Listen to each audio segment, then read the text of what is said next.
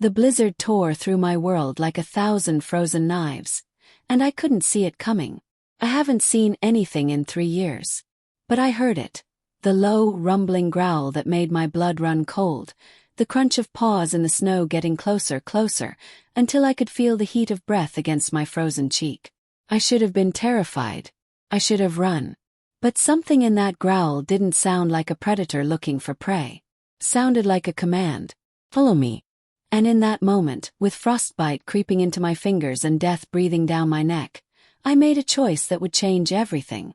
I followed the wolf. If this story is already pulling you in, do me a favor. Hit that subscribe button right now, because what happens next will have you questioning everything you thought you knew about fate, destiny, and the invisible threads that bind us to the ones we're meant to find. And tell me the city you are watching from so that I can send you a hug. You're going to need it for this emotional journey. My name is Darya, and I'm an Omega in the Shaheen pack, though calling myself part of the pack feels generous on most days. 3 years ago, I lost my sight in an attack that also took my parents. The healers tried everything: herbs, ancient rituals, prayers to the moon goddess, but the darkness remained. And with it came a new reality. I went from being the daughter of respected warriors to being the blind Omega no one knew what to do with. Omegas are supposed to be nurturing, gentle, the heart of the pack. But a blind Omega. I was a burden. A liability. A reminder of tragedy that everyone wanted to forget. The pack didn't cast me out. That would have been too cruel, too obvious. Instead, they did something worse. They forgot about me. I was given a small cottage on the edge of pack territory, far enough away that my presence didn't disrupt daily life, close enough that they could claim they were taking care of me. Food appeared on my doorstep 3 times a week, left by whoever drew the short straw that day. That was the extent of their care. No visitors. No invitations to gatherings. No touch of community. No warmth. Just me, my darkness, and the howling wind that seemed to be my only companion. I learned to navigate my cottage by memory and touch. 15 steps from my bed to the kitchen. 9 steps from the kitchen to the door. 12 steps from the door to the small woodshed outside. I learned to identify pack members by their scent and the sound of their footsteps, though few came close enough for me to practice. I learned to cook by feel, to dress myself, to chop wood by the sound of the axe hitting the block, to exist in a world that had gone dark. But more than anything, I learned to be alone. I learned what it felt like to be forgotten by everyone except the moon herself, who watched me through my window each night. Or so I imagined. My parents had been warriors, respected members of the pack. My mother, Parisa, had been a fierce fighter with a laugh that could light up any room. My father, Kaveh, had been the pack's best tracker, able to follow a trail days old through rain and wind. They'd died protecting the pack from a rogue attack, the same attack that had taken my sight. I'd been 20 years old, just coming into my Omega nature, learning what it meant to be the gentle heart of the pack. And then in one night of blood and screaming, everything changed. A rogue wolf had grabbed a child. Little Rostam, only 5 years old, too young to shift, too small to defend himself. My parents were already engaged with other rogues, fighting for their lives. But I was close. I was right there. And I didn't think. Just moved. I threw myself between Rostam and the rogue, taking claws across my face that were meant for the child's throat. The pain had been blinding, literally. The last thing I ever saw was Rostam's terrified face as I pushed him behind me. And then there was just red, then darkness, then nothing. I woke 3 days later, bandaged and blind, to learn that my parents were dead and I was a hero. For about a week I was celebrated. The pack brought me gifts, praised my courage, promised I would always be cared for. But heroes are only interesting when they're whole. A blind hero is just a reminder of cost. And slowly the visits stopped. The praise dried up. The promises were forgotten. And I became what I am now. Invisible. That's why, when the blizzard hit on the night of the winter solstice, no one came to check on me. The temperature had been dropping for days, and I could smell the storm coming, that sharp metallic scent that meant heavy snow and danger. I'd prepared as best I could, gathering extra firewood, rationing my food, sealing the gaps around my windows with strips of cloth. I'd even said a prayer to the moon goddess, asking for protection, though I wasn't sure she listened to forgotten omegas anymore. But I hadn't prepared for the roof to cave in. The weight of the snow was too much for the old timber. I heard the cracking first, like bones breaking, a sound that sent primal terror shooting through my spine. And then the rush of cold air and snow as part of my ceiling collapsed inward, burying half my cottage in white death. The temperature plummeted instantly. My fire was buried under debris and snow. And I knew, with a certainty that settled into my bones like ice, that I was going to die. Tonight. Lone. Forgotten. Just another casualty of winter that would be discovered when the spring thaw came. I tried to dig through the snow to reach my firewood, but my hands were already going numb, my fingers refusing to cooperate. I tried to call for help, but the wind swallowed my voice before it left my lips, and even if it hadn't, the nearest cottage was too far away. The pack was gathered in the great hall for the solstice celebration. Warm, safe, together. They wouldn't hear me. And even if they could, would they come? The blind Omega calling out in the night. Would anyone risk the storm for me? The cold was insidious. It started at my extremities, turning my fingers and toes into useless stumps of flesh that belonged to someone else. Then it crept inward, making my movements sluggish, my thoughts fuzzy and slow. I knew about hypothermia. My father had taught me about the dangers of winter before he died. Had made sure I understood the stages, the symptoms, the point of no return. I was experiencing it now, stage by stage, exactly as he'd described. First the shivering, violent, and uncontrollable. Then the confusion, the inability to think clearly. Soon I would feel warm paradoxically, and then I would want to sleep. And then I wouldn't wake up. I huddled in the corner of my ruined cottage, trying to preserve what little body heat I had left. I pulled every blanket, every piece of clothing I could reach over myself, but it wasn't enough. Nothing was enough.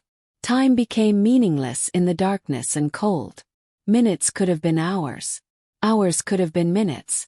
All I knew was that I was slowly fading, my body shutting down, my mind drifting into strange places. I thought about my parents. Wondered if I would see them soon, wherever the dead go. Wondered if they'd be disappointed that I'd given up, that I'd let myself die alone instead of fighting harder. But what was there to fight for? A pack that had forgotten me. A life of isolation. Maybe death was a mercy. But then I heard it. The sound that should have terrified me but instead sparked something like hope deep in my dying chest. A wolf's howl close by. Too close.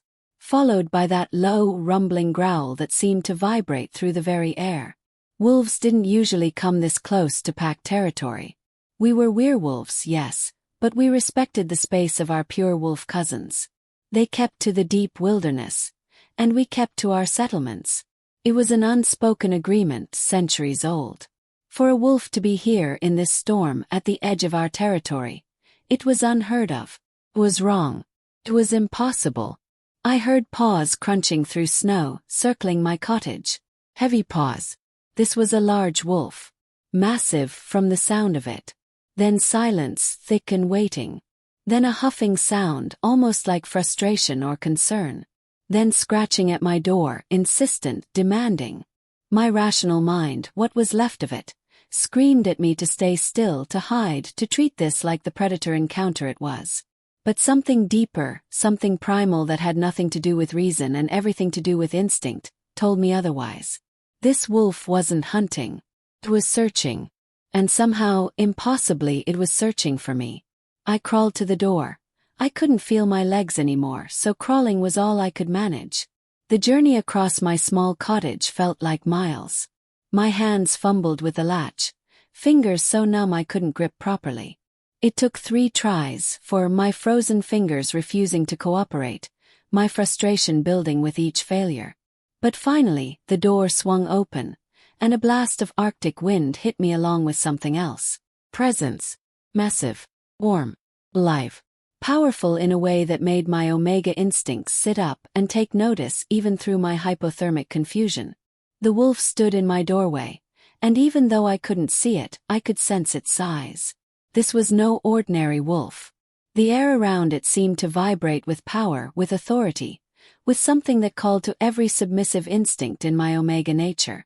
And its scent, gods, its scent was like nothing I'd ever encountered. Pine and snow and something wild, something ancient, something that called to every cell in my body. This was an alpha. Not just any alpha. This was power incarnate. This was dominance given form. This was something beyond my understanding. It growled again, softer this time, and then I felt fur brush against my arm. Impossibly soft for something so massive and powerful. The wolf was guiding me, pushing me gently but insistently toward the door, toward the storm, toward what should have been certain death. Every survival instinct I had left told me this was insane. Going out into the blizzard meant certain death. The temperature was fatal. The wind alone could kill me. But staying in my collapsed cottage also meant death. Just slower, more lonely.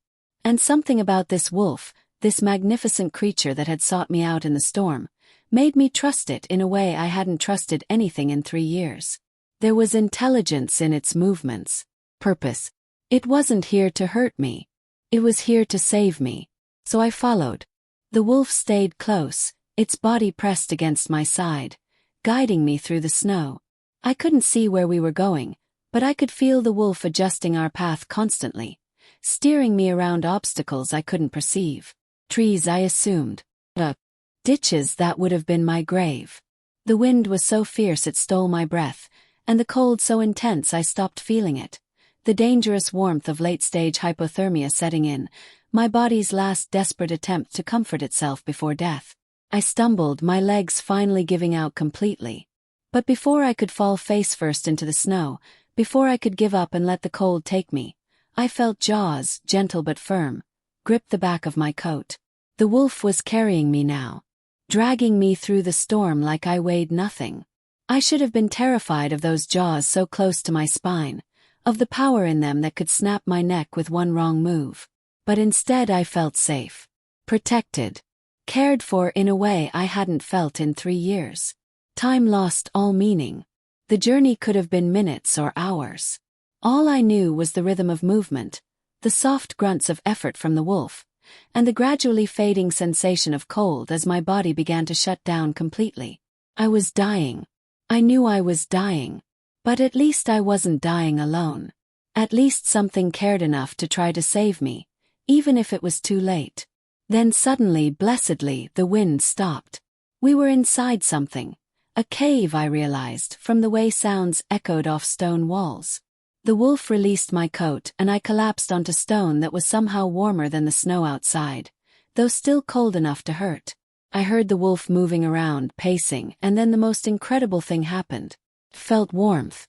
Real warmth. Heat radiating from beside me, around me, surrounding me.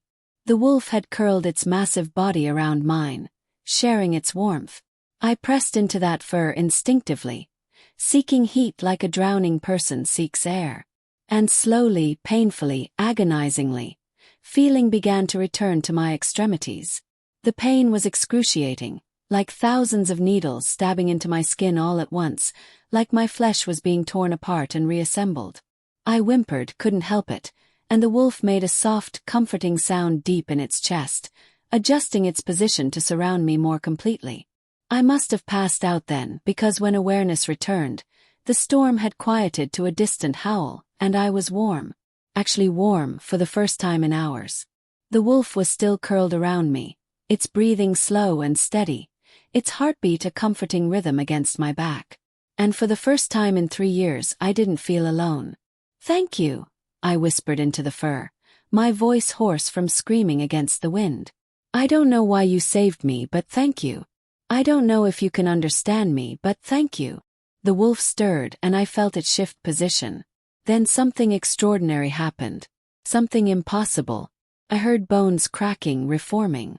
The sound was horrifying and fascinating at once. The scent changed, became more complex, more intoxicating, more utterly overwhelming. And the fur against my cheek became skin. Warm human skin. A man's voice, deep and rough like gravel and honey mixed together, spoke next to my ear. "You're welcome, Darya." I jerked back, my heart hammering, fear shooting through me like lightning. How do you know my name? I know many things about you, the voice said. There was an accent there, old and refined, the way the pack elders sometimes spoke when reciting history.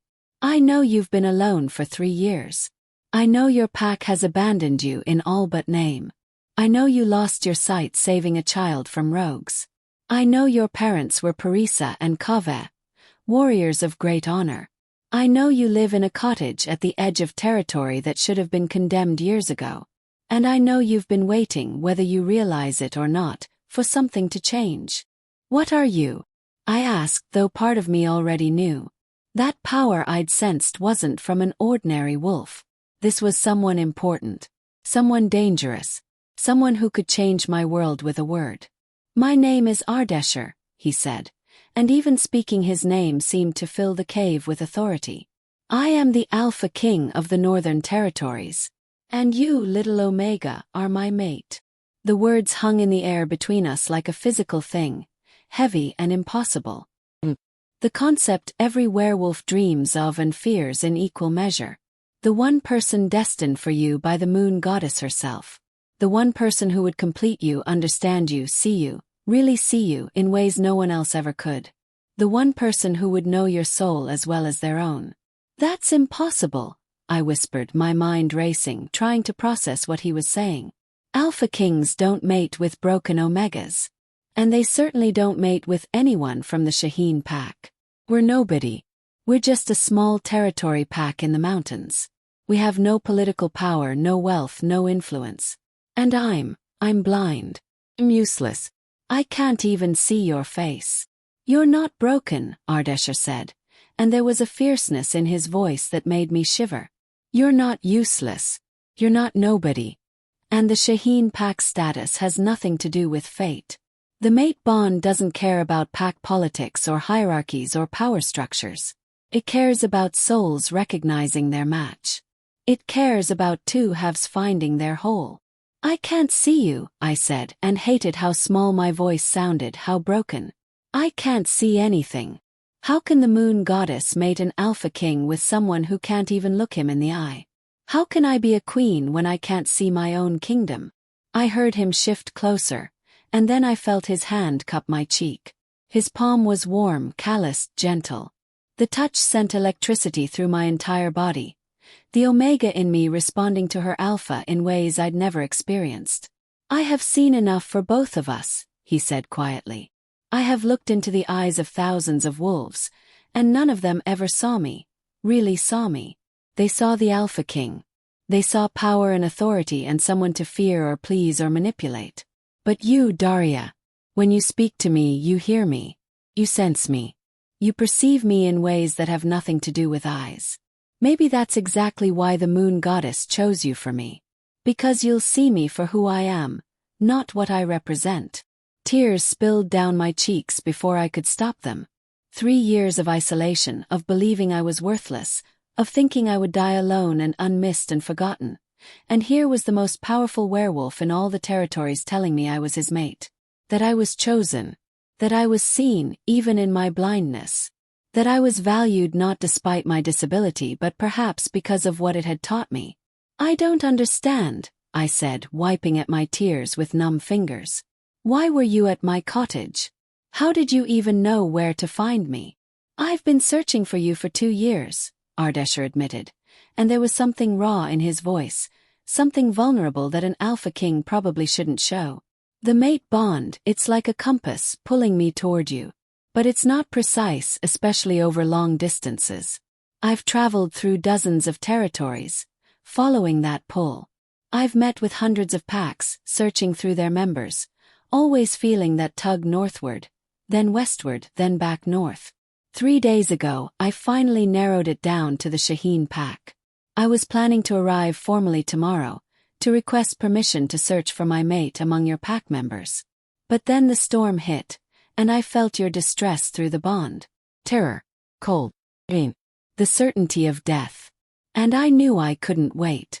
I shifted and ran toward you, following the bond like a lifeline. I've never run so hard in my life. You're saying you felt me dying. Every moment of it, he said, and there was something broken in his voice now. Do you know what it's like to feel your mate's life fading away before you've even met them? To know they're in agony and you're not fast enough to stop it. I have faced rogue armies. I have survived assassination attempts. I have stared down challengers who wanted my throne. But nothing has ever terrified me the way feeling you slip away did. I thought I would be too late. I thought I would arrive just in time to find your body. I have never been so terrified in my life, Darya. Alpha King. Terrified. For me. The concept was so foreign I almost couldn't process it. People like me didn't matter enough for Alpha Kings to be terrified over. And yet here he was, his voice shaking slightly, his hand trembling against my cheek, proving that sometimes the impossible happens. What happens now? I asked, my voice barely above a whisper.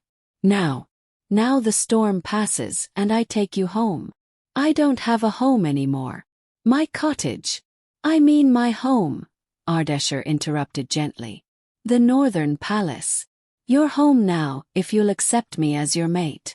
I laughed and it came out slightly hysterical. Accept you? You're the Alpha King. You could command me to accept you. You could order me to be your mate and I'd have no choice. I would never.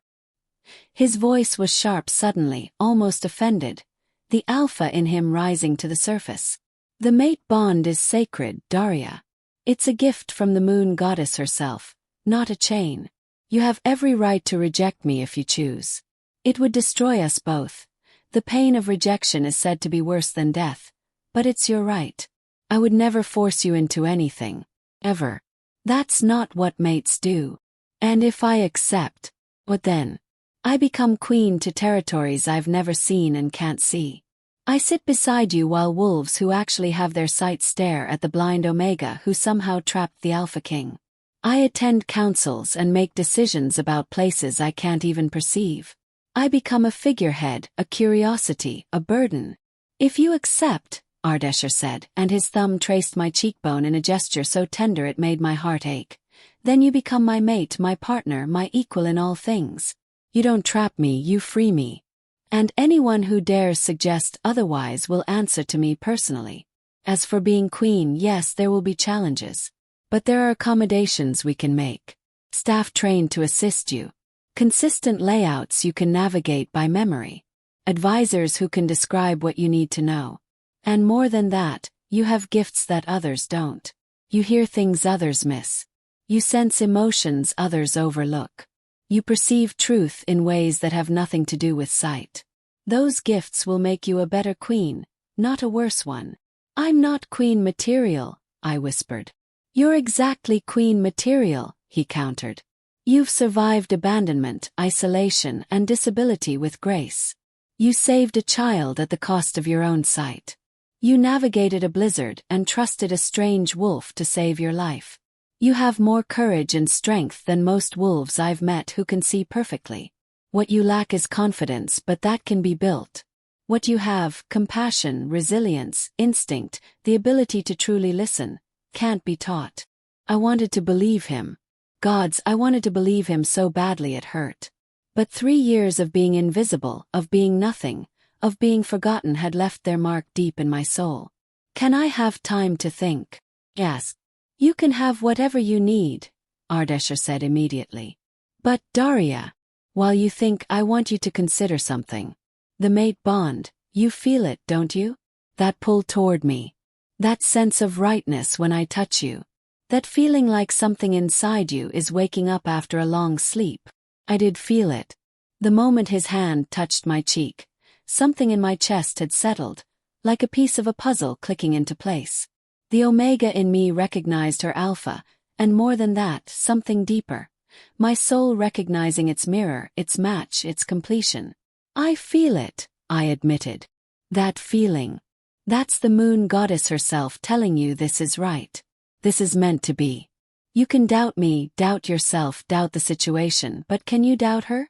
Can you reject a gift she's given you after 3 years of darkness? It was a good question. Hard question. I'd spent the last 3 years angry at the moon goddess for taking my sight, for taking my parents, for leaving me alone. But if she was also the one bringing me this, a mate, a purpose, a future. Could I really reject that gift out of fear? Could I spit in the face of destiny because I was too scared to reach for it? The storm is clearing, Ardeshir said, breaking into my thoughts. By dawn, we'll be able to leave this cave. I need to return to your pack, to formally announce that I've found my mate and to request that they release you from their territory. This will cause some upheaval. An alpha king claiming a mate always does. Your pack will likely try to pretend they treated you well, that you're a valued member they're reluctant to lose. They'll probably try to claim credit for your upbringing, to bask in the reflected glory. They won't, I said bitterly. They'll probably throw a celebration that they're finally rid of the burden. Then they're fools, Ardeshir said simply. And their loss is my gain. But you need to prepare yourself. There will be politics involved. Questions about why I'm taking you. Wolves who are unhappy that you're from such a small pack. Alphas who thought their daughters might catch my eye. There will be challenges ahead. You're really good at the pep talks, I said dryly. He laughed, a sound so rich and warm it made me smile despite everything. I'm trying to be honest. I won't lie to you, Darya. Ever. Yes, there will be challenges. But I believe I know that you're strong enough to face them. You've already faced worse and survived. We stayed in that cave through the rest of the night, wrapped in the warmth of his shifted form. He'd returned to his wolf shape to keep us both warm. I dozed fitfully, my mind racing with possibilities and fears. Alpha King. Me. A future I'd never imagined suddenly stretching before me. Could I do this? Could I really be a queen? When dawn came, the storm had passed, leaving behind a world of white silence. Ardeshir shifted back to his human form, and I realized with a start that he must have been naked this entire time. Heat flooded my cheeks at the thought. I apologize for the impropriety, he said, and I could hear amusement in his voice. Shifting in an emergency doesn't leave time for modesty. But I should mention, wolves are heading this way. Your pack must have finally noticed you missing. Finally, I muttered. Only took a blizzard and near-death experience, and the dawn after for them to remember I exist. Let me handle them, Ardeshir said, and there was steel in his voice now. The Alpha King rather than the gentle mate. You've dealt with their neglect long enough. It's time someone stood up for you. I heard them before they arrived. Multiple sets of footsteps crunching through snow, voices calling my name with what sounded like concern but felt like obligation. Among them, I recognized the voice of Baram, our pack alpha. A decent man but weak. Too concerned with keeping peace to actually lead. Too worried about being liked to make hard decisions. Darya! Baram called out as they approached the cave. Thank the goddess you're alive. When we saw your cottage collapsed, we feared the worst. We've been searching everywhere for you. When did you see my cottage collapsed? I asked, and was proud that my voice didn't shake. This morning. After the storm passed. After I spent an entire night dying in the cold. There was a pause. An uncomfortable, guilty pause. Well, yes. The storm was too dangerous to venture out during. To check on the blind Omega living alone on the edge of territory, I finished for him. The blind Omega who saved one of your children 3 years ago. Yes, the storm was too dangerous for that. But not too dangerous for an Alpha King to brave when he sensed his mate in distress. Another pause, longer this time. Then Baram's voice, confused and wary. Alpha King. What are you? I am Ardeshir of the Northern Territories. Ardeshir's voice rang out, and there was so much power in it, so much command, that I felt the wolves around us drop their heads in automatic submission. Even Baram, an alpha in his own right, would be bowing right now. Last night I saved my mate from death by hypothermia, a death that occurred because your pack left her to rot in an inadequate shelter at the edge of your territory. A death you could have prevented if you'd bothered to check on her during the storm. Or before the storm. Or at any point in the 3 years since she lost her sight saving one of your pack's children from a rogue attack. The silence that followed was deafening. Your mate. Baram stammered. My mate, Ardeshir confirmed. His voice leaving no room for doubt. The moon goddess herself has bound us. and I will be taking her with me when I leave. Consider this your formal notification that Darya is no longer a member of the Shaheen pack. She is now the mate of the Alpha King and will be recognized as Queen of the Northern Territories." I heard gasps, whispers, the sound of wolves shifting their weight nervously. This was huge news. World-changing news. The kind of news that would spread through every territory within days. And they were only now realizing that the Omega they'd discarded was worth something after all. That the burden they'd been trying to forget was actually a treasure they'd thrown away. But we had no idea if we'd known. Bahram was tripping over his words, panic clear in his voice. "If you'd known she was my mate, you would have treated her with the respect and care she deserved." Ardeshir's voice was dangerously soft now, the kind of soft that preceded violence. How convenient. How very convenient. Because she deserved that respect and care regardless of who she was mated to. She saved a child. She lost her sight in service to your pack. And you repaid her with isolation and neglect. You left her in a cottage that was falling apart, provided minimal food, and never once checked if she was okay. You forgot her birthday. You didn't invite her to gatherings. You treated her like she was already dead. The only reason I'm not bringing formal charges against your pack for mistreatment and neglect is because Darya herself will decide if that happens. But know this, I will remember how you treated her. The Northern Territories will remember. And every alpha who hears this story will remember. Your pack's reputation is in her hands now. My lord, please, if you would allow us to explain. There is nothing to explain, I said, surprising myself with the strength in my own voice. I stood up, using the cave wall for support, and faced where I knew Bahram's voice was coming from. You made your choice 3 years ago, Bahram. Every day you didn't visit. Every gathering you didn't invite me to. Every time you left food on my doorstep like I was a stray animal rather than a pack member who saved a child's life. You chose who I was to you. And now I'm choosing who you are to me. Nothing. You're nothing to me anymore. You're a bad memory I'm leaving behind. Felt good to say it. Powerful. Like taking back something they'd stolen from me 3 years ago. My voice. My worth. My right to be angry. I need clothes, Ardeshir said, breaking the tension. And Darya needs proper cold weather gear for the journey. Once we're equipped, we'll be leaving for the Northern Palace. You have 1 hour to provide what we need. The pack scrambled to obey, probably terrified of angering an Alpha King. Within the hour, I was dressed in warm furs that actually fit properly, not the threadbare hand-me-downs I usually received, and my few possessions had been gathered from my ruined cottage. A new coat, new boots, gloves that were warm and whole. It was more than they'd given me in 3 years. And it only came because I suddenly mattered to someone important.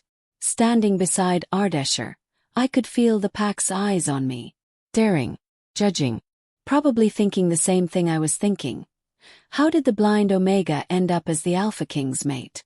But with Ardeshir's hand on my back, warm and steady and protective, their opinions didn't seem to matter as much. The journey to the Northern Palace took 3 days on foot. Though Ardeshir said we could have done it faster if we'd pushed harder. But he was patient with my blindness, never rushing me, never making me feel like a burden. He described the landscape as we traveled, the mountains we crossed, the forests we walked through, the rivers we forded. He warned me of obstacles before I reached them, guided me with a gentle hand on my elbow or the small of my back, and never once made me feel helpless. We traveled with a small group of his guards who had been waiting at a nearby town. Apparently, he'd come to my territory alone, not wanting to intimidate the smaller pack with a show of force. The guards were professional, respectful, and utterly loyal to their king. They treated me with a deference I'd forgotten existed, calling me my lady and future queen. When I stumbled over a route I couldn't see, 3 of them rushed to steady me. It was overwhelming and wonderful and terrifying all at once.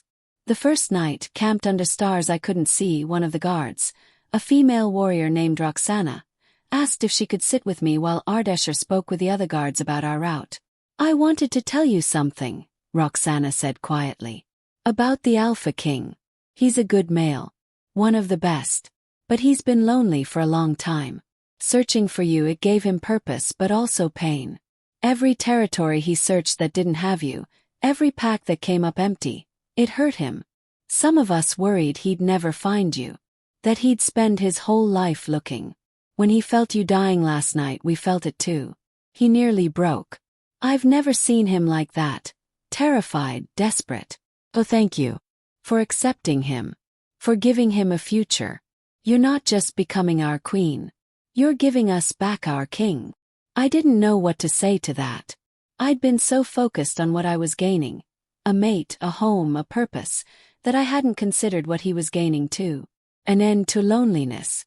Partner. Someone who would see him, really see him, beyond the crown and the power. On the second night, Ardeshir asked me the question I'd been expecting. Have you thought about your answer? About accepting me as your mate? I had thought about little else. And I'd realized something important during our journey. The mate bond wasn't just about attraction or destiny. It was about choice. Every moment since leaving the cave, Ardeshir had given me choices. Which path to take, when to rest, what to eat. He asked my opinion on pack politics, on his decisions, on everything. He didn't treat me like I was blind or helpless or less than. He treated me like an equal who happened to need accommodation for a disability. And more than that, I'd felt it growing between us. That bond, that pull. Every time he touched me, every time he spoke, every time he laughed at something I said, I felt it strengthen. This wasn't just duty or convenience. This was real. This was the moon goddess herself weaving our souls together. And I could either fight it or embrace it. Yes, I said simply, my voice steady and sure. I accept you as my mate, Ardeshir. I accept the bond, the future, all of it. I accept you. I heard him exhale, a sound of profound relief, like he'd been holding his breath for days. You have no idea how terrified I was that you'd say no. The Alpha King. Terrified. Of losing you before I even really had you. Absolutely. Of spending the rest of my life knowing my mate had rejected me. More than you can imagine. He took my hand and I felt something cool slide onto my finger. A ring. Heavy, substantial, meaningful. It's silver, he said softly, his voice full of emotion. Set with moonstones that were mine from the sacred caves beneath the northern palace. Ancient, from my family line, passed down through generations to the mates of Alpha Kings. My mother wore this ring. And her mother before her. And now you. I know you can't see it, but... Tell me about it, I interrupted, my heart swelling. Describe it to me. Paint me a picture with words. And he did. He described the delicate filigree work that took master craftsmen months to complete, the intricate patterns that represented the phases of the moon. He told me about the 3 moonstones that caught light like trapped stars, each one symbolizing a different aspect of the mate bond: love, loyalty, and unity. He explained the ancient symbols etched into the band, representing strength, wisdom, and compassion, the 3 qualities every queen should possess. He painted a picture with words, and I saw it in my mind's eye more clearly than I'd ever seen anything with my actual eyes. It's beautiful, I whispered, touching the ring with my other hand, tracing the patterns I couldn't see but could feel. Not as beautiful as you, he said, and there was such sincerity in his voice that I believed him. That night, wrapped in his arms under the stars, I felt something shift inside me. Oh, real, tangible hope for the first time in 3 years. Maybe I could do this. Maybe I could be a queen. Maybe the moon goddess had a plan after all. When we reached the northern palace on the 3rd day, I was terrified all over again. This was real now. I was going to be queen. Me. The blind Omega from a nobody pack. The forgotten one. The burden. But Ardeshir had prepared me. He'd spent the entire journey describing the palace layout, the great hall with its soaring ceilings, the throne room where we would hold court, the private quarters that would be ours. He'd explained about the key staff members I'd need to know: Farah, the head housekeeper who ran the palace with military precision; Cyrus, the captain of the guard who had served Ardeshir's father; Parvana, the head healer who could cure almost anything. He'd outlined the protocols I'd need to know, the customs I'd need to follow, the expectations that came with being queen. More importantly, he'd explained the accommodations that would be made for my blindness. Raised pathways throughout the palace that I could follow with my feet, different textures that would indicate different rooms and areas. Staff trained to announce themselves before touching me or entering a room. Consistent furniture placement so I could navigate by memory. A personal attendant, Roxana had volunteered, who would describe things I needed to know but never make me feel helpless. The palace staff greeted us at the gates, hundreds of them lined up in formation. I heard the rustle of clothes as they bowed, felt the weight of their stares. I heard whispers. Of course they were curious about the blind Omega their king had chosen. But Ardeshir's presence beside me, his hand firm on my back, made it clear that disrespect wouldn't be tolerated. This was their future queen, and they would treat me as such. "Welcome home, my king," said a female voice, warm and maternal. "Farah, I guessed. And welcome to you, my lady. We've been preparing for your arrival. Your quarters are ready, and we've made the adjustments the king requested." "Thank you, Farah," I said, proud that my voice didn't shake. "I look forward to learning from you." "The honor is mine, my lady," Farah said, and I could hear the smile in her voice. "It's been too long since we've had a queen in these halls. The palace needs a heart again." That first night in the palace, alone in rooms larger than my entire cottage had been, I had a moment of panic. The space was overwhelming. The silence was deafening. The responsibility was crushing. What was I doing here? How could I possibly be queen? How could I lead people I couldn't even see? How could I make decisions about territories I couldn't perceive? But then Ardeshir was there, his arms wrapping around me from behind, his chin resting on my head, his scent calming my racing heart. "You belong here," he murmured against my hair. "You belong with me, and we'll figure out the rest together. You're not alone anymore, Darya. You'll never be alone again." "What if I fail?" I whispered. "What if I'm not good enough?" "Then we'll learn together," he said simply. "No one is born knowing how to be a queen. It's learned. And you have something most queens don't. You have the ability to truly listen, to hear what people aren't saying, to sense the truth beneath the words. That's going to make you extraordinary." The mating ceremony happened a week later, during the full moon. It was a huge affair. Alphas from every territory in attendance, all coming to witness the Alpha King claim his mate. Hundreds of wolves, maybe thousands. The great hall was packed, and I could feel the weight of their attention, their curiosity, their judgment. Ardeshir described everything to me in whispers as it happened. The great hall filled with wolves in their finest clothes, colors and fabrics I could only imagine. The ceremonial altar in the center, carved from ancient stone and decorated with moonflowers. The ancient priestess who would perform the ritual, so old her voice was barely a whisper but filled with power. The silver goblets we would drink from, the ceremonial robes we wore, the symbols painted on our skin in sacred ink. The ceremony itself was beautiful. The priestess spoke of the moon goddess, of fate, of souls destined to find each other across time and distance. She blessed our union, called upon the goddess to witness our bond, and asked if either of us wished to speak before the final marking. Ardeshir spoke first, his voice carrying through the hall. "I, Ardeshir, Alpha King of the Northern Territories, claim Darya as my mate before the moon goddess and these witnesses. I vow to protect her, cherish her, honor her, and stand beside her as her equal in all things. I vow to see her not as others see her, but as she truly is, courageous, compassionate, strong and wise. I vow to build a future with her, to face challenges together, and to never let her feel alone again. This I swear under the full moon, by my blood and my honor." Then it was my turn. I'd been terrified about this part, worried I'd stumble over my words or say something foolish. But when I opened my mouth, the words flowed naturally, from my heart rather than my head.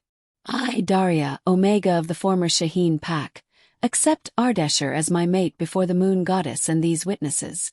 I vowed to stand beside him, to be his partner and his equal, to support him in times of peace and times of war.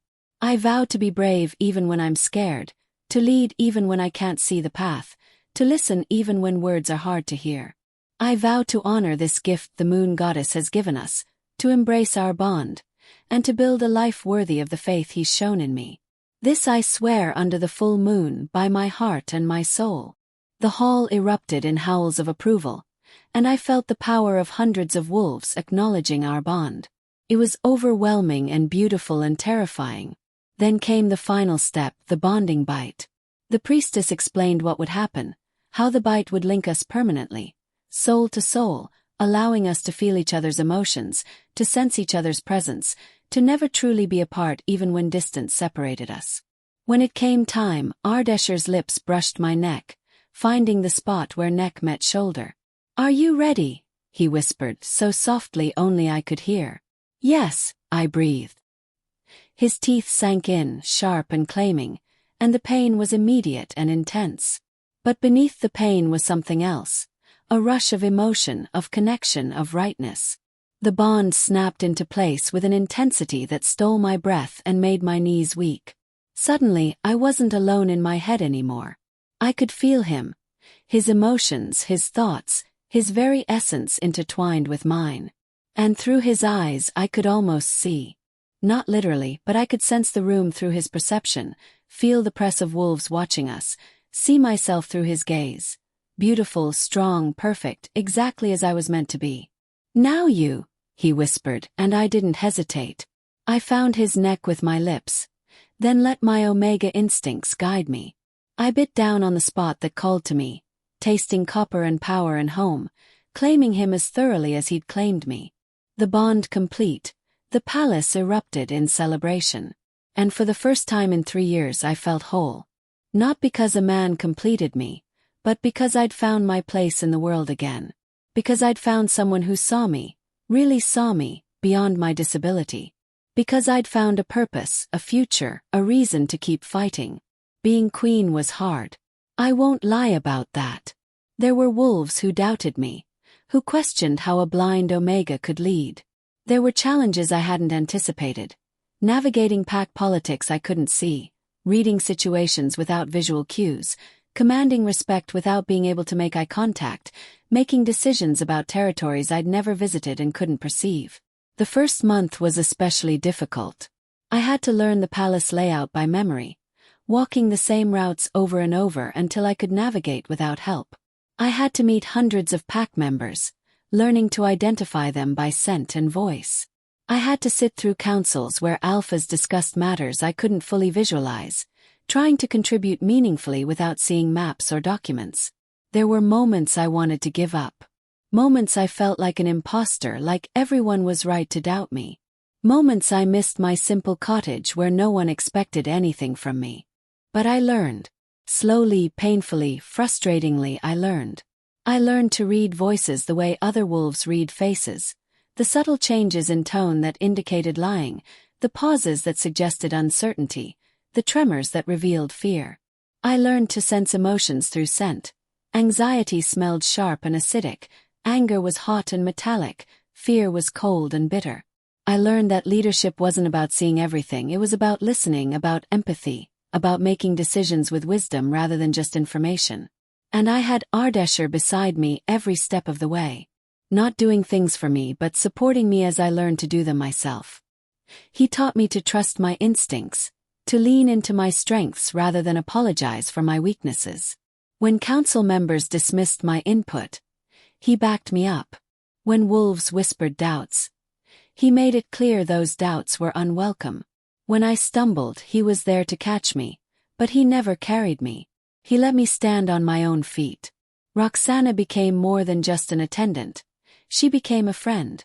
She described things I needed to know without making me feel helpless. She helped me navigate social situations without being patronizing. She stood beside me during difficult moments and celebrated my victories. Farah taught me how to run a palace, how to manage staff, how to ensure thousands of wolves were fed and housed and cared for. She showed me that being queen wasn't about grand gestures. It was about the small acts of care that made people feel valued. Cyrus taught me about security, about defense, about the threats that faced our territories. He included me in strategy sessions, asking my opinion on matters of protection and warfare, and slowly other wolves began to see that my input was valuable. 6 months after becoming queen, I held my first solo court session. Ardeshir was away visiting the southern territories, and wolves came with disputes, requests, concerns. I sat on my throne, our throne, alone, with only Roxana beside me to describe the people approaching. The first case was a dispute between 2 packs over hunting territory. Both alphas argued their case passionately, each convinced they were right. I listened to their words, but more importantly, I listened to what they weren't saying. I heard the desperation in one alpha's voice. His pack was struggling, they needed those hunting grounds to survive. I heard the pride in the other alpha's voice. This was about status more than necessity. When I made my ruling, dividing the territory but giving the struggling pack the larger portion, I heard surprise ripple through the hall. But I also heard approval. My reasoning was sound. The stronger pack could manage with less, while the weaker pack needed support to survive. It was fair, it was wise, and it was exactly what a queen should do. More cases came. A wolf requesting permission to mate outside her pack. A dispute over an inheritance. A concern about rogue activity near the border. And I listened. I heard things that wolves who could see might have missed. The tremor in a voice that indicated fear, the pause that suggested someone was lying, the breath pattern that showed exhaustion. When I made my rulings fair and just, I heard something I hadn't expected: respect. Real respect. Not the kind that came from being the Alpha King's mate, but the kind that came from doing the job well. After court, Roxana was practically vibrating with excitement. My lady, that was incredible. The way you handled the territorial dispute. Even the alphas agreed it was fair. And the inheritance case. You saw through that wolf's lies immediately. How did you know he was lying about his father's wishes? I heard it, I said simply. His heartbeat accelerated when he mentioned the will. His breathing changed. His scent turned slightly sour. He was nervous because he was lying. Once I knew that, the rest was easy. You're going to be an amazing queen, Roxana said, and I could hear the smile in her voice. You already are. 1 year after Ardeshir pulled me from that blizzard, we stood together on the palace balcony during another winter storm. His arms were around me, his chin resting on my head, the mate bond humming contentedly between us. Do you ever regret it? I asked, a question I'd asked before but needed to ask again. Taking a blind mate. Having to accommodate my disability. The rumors, the doubts, the wolves who think you should have chosen someone else. Never, he said firmly, his arms tightening around me. Not for a single moment. You want to know what I regret? I regret that I didn't find you sooner. I regret every day you spent alone and forgotten. I regret that you ever believed you were anything less than extraordinary. But taking you as my mate, that's the best decision I've ever made. You've made me a better king. You've made the palace a home. You've shown our people that strength comes in many forms. I'm still blind, I pointed out, old insecurities rising. And I'm still madly in love with you, he countered. Your blindness doesn't define you, Darya. Your courage does. Your compassion does. Your strength does. The way you've transformed from a forgotten Omega into a queen that wolves travel days to consult with, that defines you. The way you listen when others just hear. The way you perceive truth when others just see surface. That's who you are. They really do that. Travel to consult with me. All the time, he said, and I could hear the pride in his voice.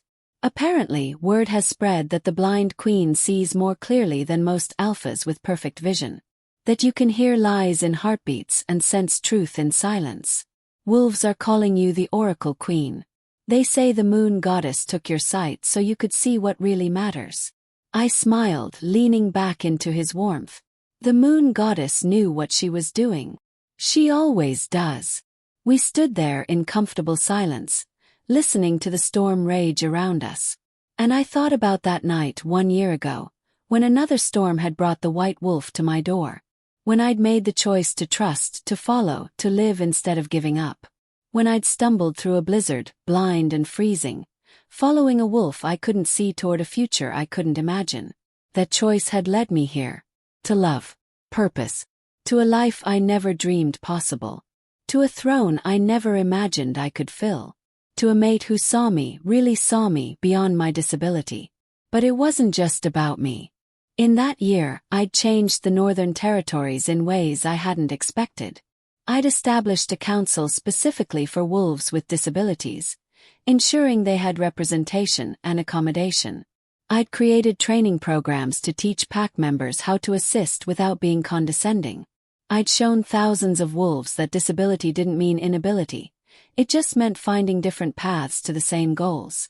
Young wolves with disabilities started coming to the palace, wanting to meet the blind queen, wanting to know how I did it. How I navigated a world I couldn't see. How I led when others doubted me. How I found confidence when everyone expected weakness. And I told them the truth. It wasn't easy. Some days were harder than others. Some days I wanted to give up. But I had support. A mate who believed in me, friends who stood beside me, a purpose that drove me forward. And most importantly, I had learned to believe in myself. One little girl, she couldn't have been more than 7, came to court with her parents.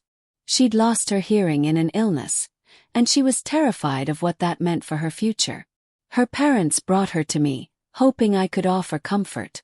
I asked Roxana to bring her to me privately, away from the crowd. And I sat with her, this little girl who was facing a darkness of her own, and I told her my story. Not the pretty version where everything worked out perfectly, but the real version. The lonely nights, the fears, the moments I thought I'd never be enough. But also the victories, the moments I proved myself. The realization that disability didn't define worth. You're going to learn new ways of experiencing the world, I told her, speaking slowly so her parents could translate through signs. Ways that hearing people don't know. You're going to notice things they miss. And yes, some things will be harder. Some wolves won't understand. But you're going to be okay. Better than okay. You're going to be extraordinary in your own way. The little girl hugged me when she left, and I felt her tears on my neck. But they weren't tears of sadness anymore. They were tears of hope. That night, Ardeshir found me in our private garden, sitting by the fountain I'd learned to navigate by sound. "You helped that little girl today," he said, sitting beside me.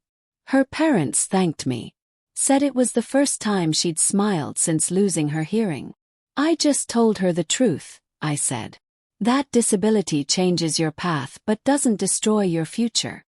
You're changing the world, Darya," Ardeshir said softly. "One wolf at a time. That's what queens do. They make their territories better.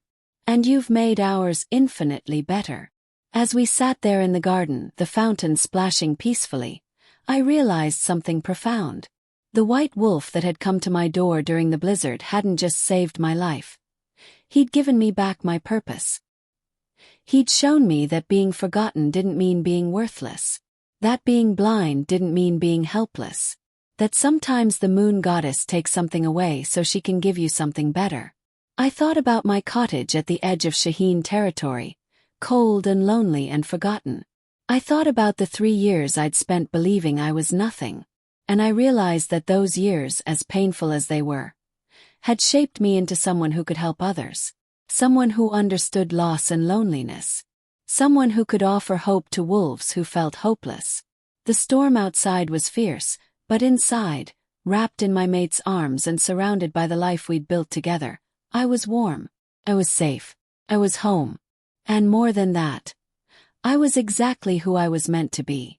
The blind Omega who followed a white wolf through a blizzard had found her way to exactly where she belonged. Not despite her blindness, but perhaps in some way because of it. Because it taught her to see with her heart, to perceive with her soul, to lead with empathy rather than just sight. Because it gave her understanding that perfect vision never could. And the Alpha King who had searched for 2 years to find his mate. He'd found not just a queen but a partner who saw him, really saw him. in ways that had nothing to do with eyes and everything to do with understanding.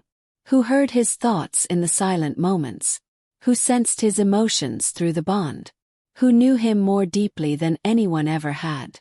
Some might call it a fairy tale. Others might call it impossible. But we called it fate.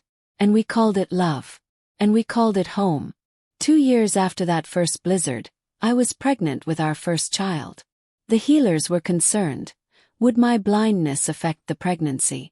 Would I be able to care for a child I couldn't see? But I wasn't worried. I'd learned to navigate a palace, lead a territory, and command respect without sight. I could certainly learn to be a mother. When our daughter was born, we named her Parisa after my mother. I held her for the first time and felt complete in a way I'd never imagined. I couldn't see her face, but I could feel her warm weight in my arms. I could smell her sweet baby scent. I could hear her tiny breaths. And through the mate bond, I could see her through Ardeshir's eyes. Perfect and beautiful and ours. She has your nose, Ardeshir whispered, wonder in his voice. And my eyes. And she's perfect, Darya. Just like her mother. As I sat there holding my daughter, I thought about the journey that had brought me here. The attack that took my sight. The years of loneliness. The blizzard that nearly killed me. The white wolf that saved me. Every painful moment, every lonely night, every time I'd wanted to give up, it had all led to this. To love. Family. To a future brighter than any I could have imagined. The white wolf had led me through the darkness to the light. And I would spend the rest of my life grateful that I'd had the courage to follow. Grateful that I'd trusted a growl in the storm. Grateful that I'd chosen to live instead of giving up. Because that choice, to follow a wolf I couldn't see through a blizzard I couldn't survive, had given me everything. A mate who loved me. A kingdom that respected me. A purpose that fulfilled me. A daughter who would grow up knowing that disability didn't mean limitation. And as I sat there in the palace that was now my home, surrounded by wolves who had become my family, I realized something that would have shocked the lonely Omega I'd been 3 years ago. I was happy. Truly, completely, impossibly happy. The moon goddess had taken my sight, but she'd given me vision of a different kind. The kind that saw souls instead of faces. Truth instead of facades. Love instead of appearances. And in the end, that was the greatest gift of all. The storm outside continued to rage, as storms do. But inside we were warm. We were safe. We were together. And we were home. The blind Omega had become a queen.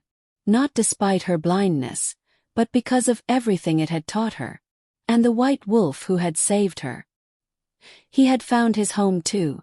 In her arms, in her heart, in the life they built together. Some stories end with happily ever after. But ours was just beginning. And I couldn't wait to see, with my heart, with my soul, with the vision that mattered most, where it would lead us next.